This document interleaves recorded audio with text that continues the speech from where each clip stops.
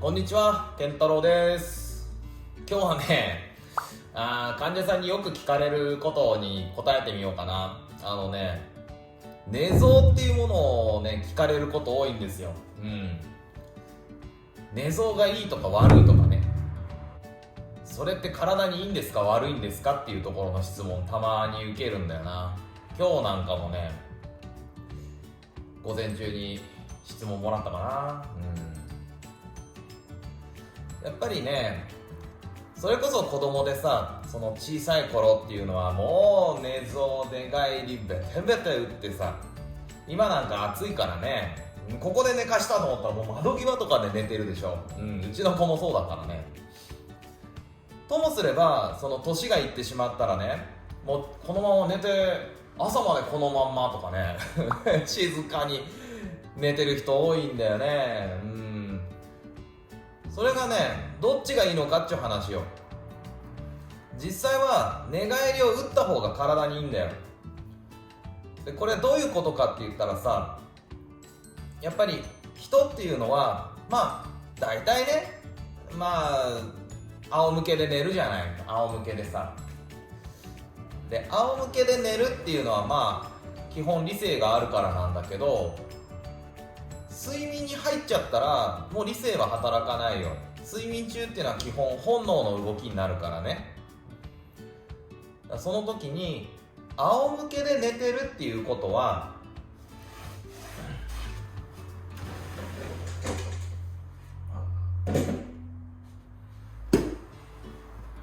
仰向けで寝てるっていうことはさ、この後頭部、肩甲骨、あとこのお尻、あとふくらはぎとかかとね、よいしょに当然重力は下に働いてるわけだから、今言った後頭部、肩甲骨、お尻、ふくらはぎ、かかとに重力、荷重がかかるわけですよ。でどうしてもね、荷重がかかるっていうことはイコール圧迫が入るんだ。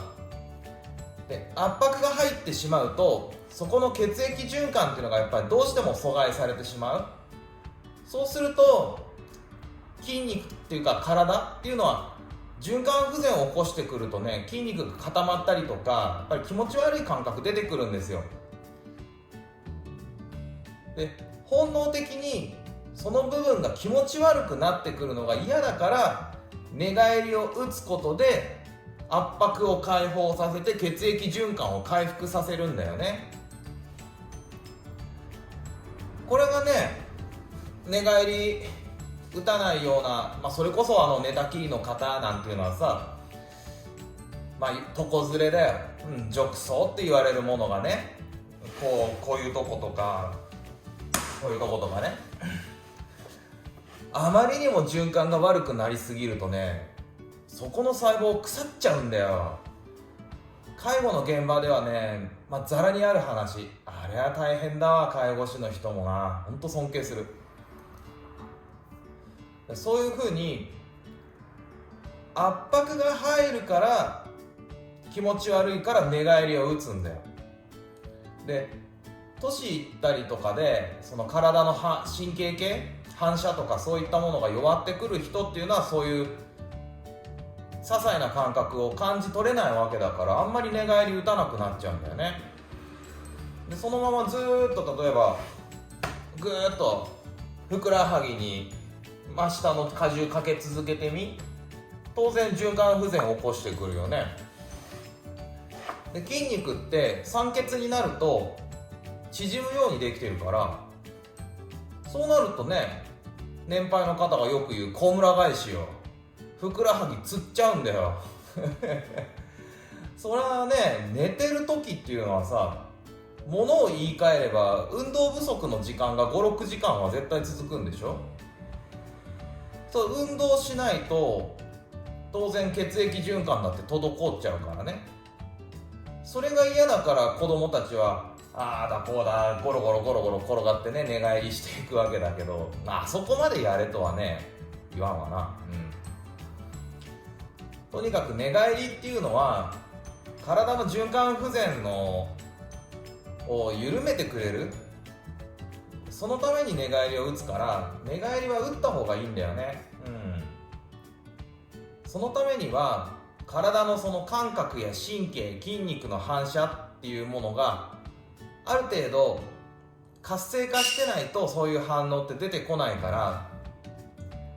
しっかりと有酸素運動を入れて筋肉の循環を上げて筋肉を活性化させるのと、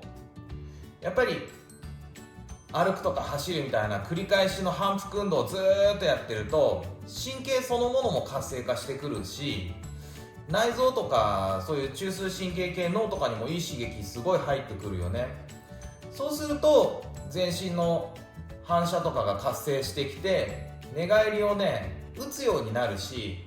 ずっと同じ姿勢してると気持ち悪くなるじゃない、座ってたってね。今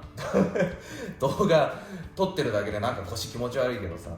そういう風にこうやってなんか気持ち悪いなっつって体を動かすような状態になったら、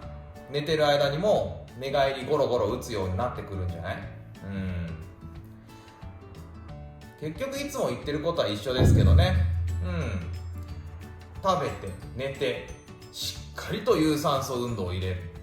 これがね健康の秘訣とはなりますんでね。日々のね、よく寝よく食べよく動け、これを履行して皆さんちゃんと元気に過ごしてもらいたいですね。こんなとこかな健太郎でした。バイバーイ。